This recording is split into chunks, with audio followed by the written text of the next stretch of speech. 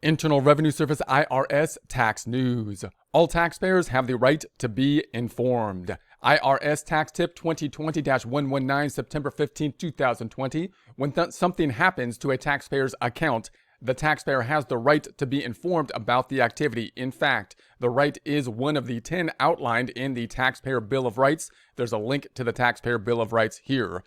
The right to be informed is at the top of the list. This means taxpayers have the right to know what they need to do to comply with tax laws. So the IRS needs to let us know exactly what needs to happen with regards to the tax laws and compliance with them. Typically, of course, when we think about the Internal Revenue Service or the individual income tax, our responsibility is to report our own taxes with the Form 1040. It's going to be our primary responsibility, but of course the IRS will then kind of verify what we have put on the 1040 because they're going to have a lot of the forms on their side too, because the employer would have given them the W-2 forms and the 1099s and whatnot.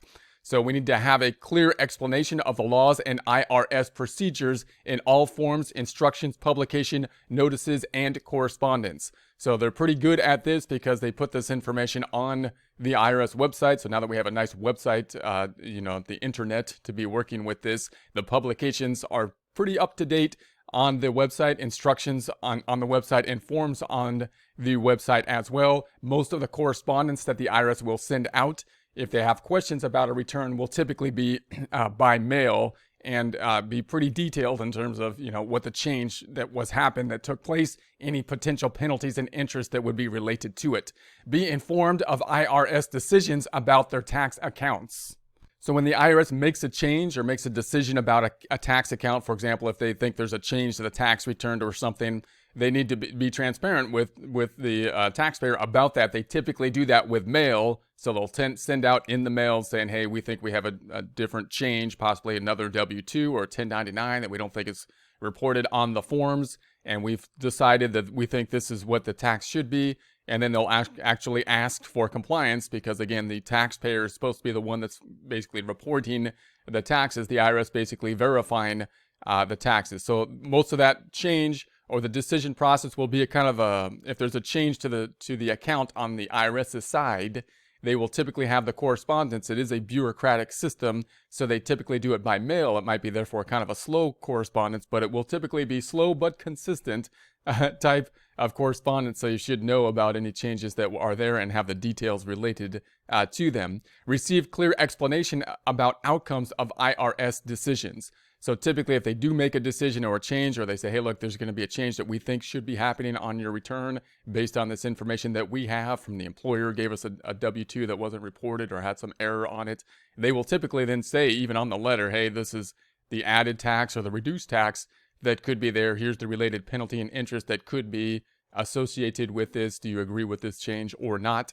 And if you do agree, then fine, we'll process for it. If not, then you can argue as to why it would be that you don't agree with the change. To make sure taxpayers are informed, the IRS will include within certain notices any amount of the tax, interest, and certain penalties the taxpayer owes.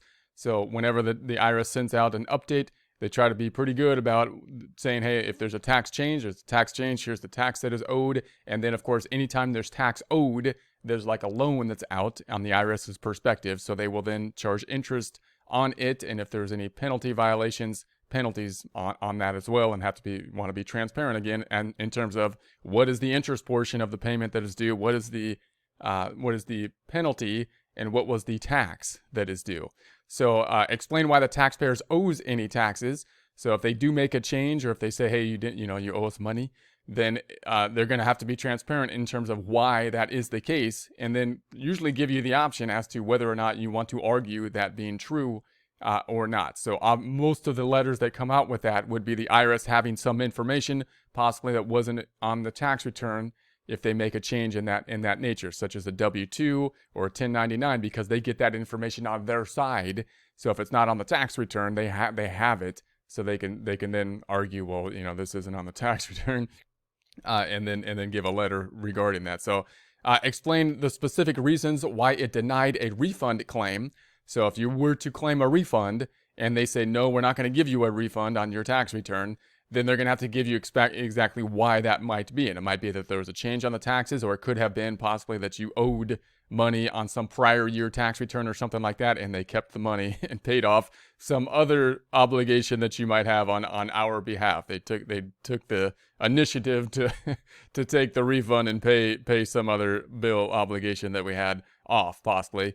But they need to tell you exactly why or what they did with the refund if they didn't give you the refund that you were claiming to get. So post information on irs.gov to help taxpayer understand their IRS notice or letter. So there's going to be information on the IRS website that helps them be a lot more transparent. The fact that they have the website that they can put this information on. Send a letter when the agency assesses a tax. That letter must include. So remember, the IRS will be sending letters typically corresponding with the mail. So it's a slow kind of process. You might say, hell, it's kind of ancient, slow process by the mail, but it works because they're consistent with it. So you know exactly what the IRS is typically going to do because they're going to be following up on their letters, every 30 days or something like that.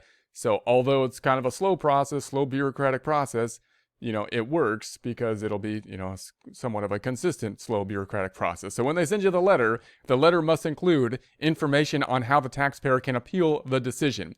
So in other words, if you don't agree with the decision, how can you appeal it? If they change your taxes and say you owe taxes now because we had this information that you didn't include on the tax return and you owe more taxes on it, you typically then may be able to argue that or appeal the decision. So then you need to be informed of that option that you could have. An explanation of the entire process from audit through collection. So tell you, exactly what to expect, what's going on as you go through the process. Details on how the Taxpayer Advocate service can help.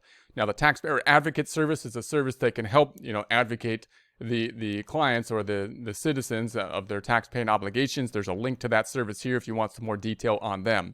Send an annual statement to the taxpayer who enter into a payment plan. The statement will include how much the taxpayer. So if you go into a payment plan, if you can't pay the taxes for whatever reason, we might have to then set up a payment plan, which is basically like a loan at that point because the IRS basically says you owe us taxes.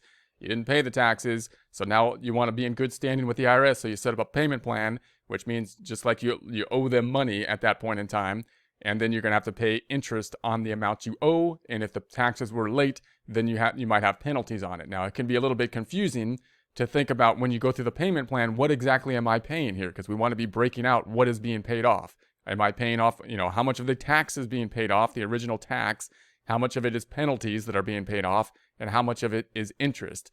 And that way we can be assured that at least, we're paying off the proper amounts. We're not being basically ripped off here. And there could be different tax impacts in terms of, what is being paid, whether it be interest, penalties, or the original tax. So how much the taxpayer owes at the beginning of the year needs to be included, paid during the year, and still owes at the end of the year. So you're going to have that information on your payment plan. Make forms and publications available on the irs.gov website. They're pretty good at this. They update the forms on the irs.gov website. You can find the forms, you can find the instructions, you can find the publications on that so you can do your own research. I wish they would update the forms a little bit faster, so we could start getting ready for the next filing season, but that's not really the IRS's fault. I think that's more like the legislative or Congress kind of fault or whatever. But in any case, they're pretty good once they get the forms done, getting them up on the website, and then you have the access to them. So, and then they use social media to provide helpful tax information to a wide audience of taxpayers. They're getting better at the social media. You got the YouTube channel and the Twitter and whatnot. I don't think that's, their strong spot, their wheelhouse right there, but they're improving those types of areas there in order to get more information on those popular social media platforms about the IRS procedures and trying to be transparent with the use of those tools.